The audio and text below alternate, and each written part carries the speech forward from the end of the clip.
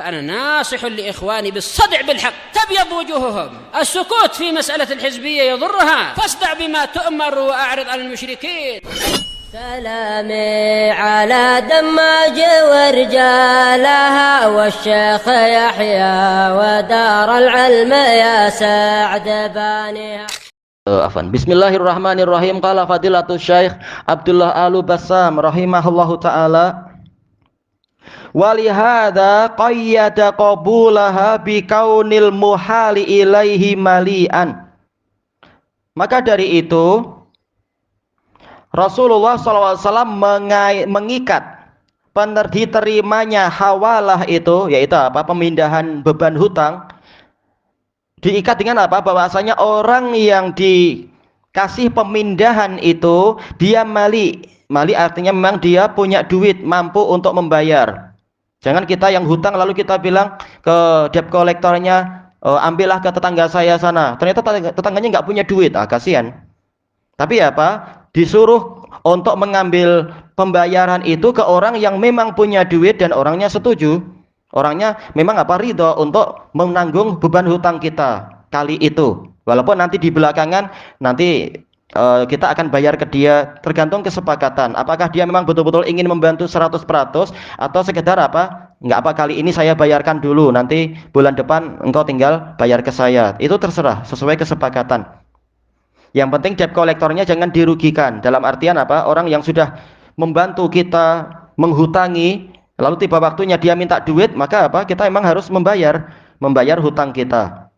Ini debt kolektor yang layak tentunya, bukan yang ahli riba. Yang ahli riba itu dosa dia.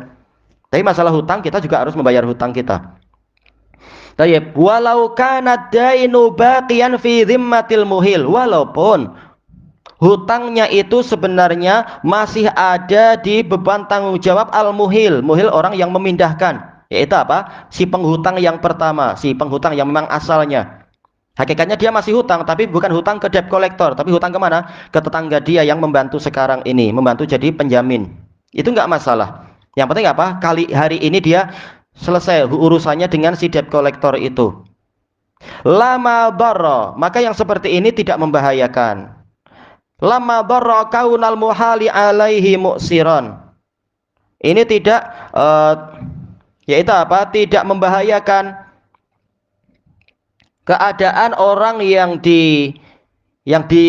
dibebani membayar hutang, bahwasanya dia itu adalah orang yang sulit membayar hutang, mu'siran.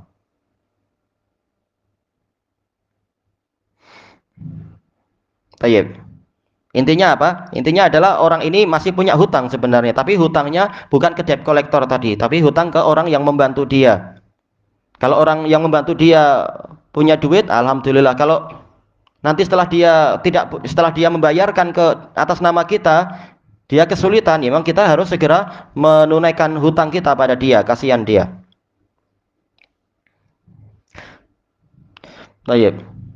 In wantiqalud dain wa bara'atu dhimmatil muhil, perpindahan hutang dan bebasnya beban tanggung jawab orang yang berhutang itu huwa madhabul a'immatil arba'ati wa ghairihim. Ini adalah madhab, yaitu pendapat atau keyakinan 4 imam madhab dan yang lainnya, yaitu boleh seperti ini. Yaitu apa? Hutang saya ke debt collector tadi telah pindah ke siapa? Pindah ke tetangga itu yang memang sepakat untuk membantu kita. Dan juga bara'atu dhimmatil muhil, yaitu bebasnya tanggung jawab muhil. Muhil siapa? Kita tadi yang memindahkan hutang. Tanggung jawab ke siapa? Ke debt collector. Alhamdulillah kita sudah bebas. Yang penting apa? Si ahlungnya tidak lagi datang ke kita. Cuma apa? Tinggal nanti kita urusan dengan tetangga kita. Tetangga kita baik, nggak apa? Bayar semudahnya dulu, nggak masalah. Intinya kita bebas tanggung jawab dengan si debt collector atau si ahlungnya itu, si tukang penagih hutang. Taib. Dan ini boleh menurut 4 imam mazhab dan yang lainnya. Yang ke-11, nggak tahu ini kenapa dicetakan ini muncul angka ke-11. Kenapa muncul angka 11? Cetakan yang lain nggak ada. Oh, jayid. Walakin hal yarji'ul muhal lau tabayyana annal muhala alaihi muflis. Akan tetapi, apakah boleh orang yang muhal itu siapa? Yaitu debt collectornya yang dipindahkan. Yaitu apa? Semula debt collectornya datang ke kita. Kita dikatakan muhil karena kita akan memindahkan. Muhal itu debt collectornya, kita pindahkan dia. Oh, Anda jangan datang ke saya lagi, tapi Anda datang ke muhal alaih. Muhal alaih yaitu orang yang dipindahi. Yaitu apa sih, tetangga itu tadi. Nah, muhal ini orang yang si debt collectornya itu semula datang ke kita lalu disuruh untuk pindah ke sana. Pindah ke tetangga. Nah, sekarang masalahnya apa? Debt collectornya ini apakah boleh dia kembali ke kita setelah jelas bagi dia bahwasanya al-muhal alaih yaitu si tetangga yang kita pindahi hutang itu muflis, ternyata dia sendiri sedang bankrupt. Memang sudah sepakat bahwasanya nanti kalau Anda tak mampu membayar tetangga kita, bilang ke kita. Kalau Anda tak mampu membayar hutang, nggak apa, nanti kalau debt collectornya datang, suruh ke saya, biar saya yang bayar.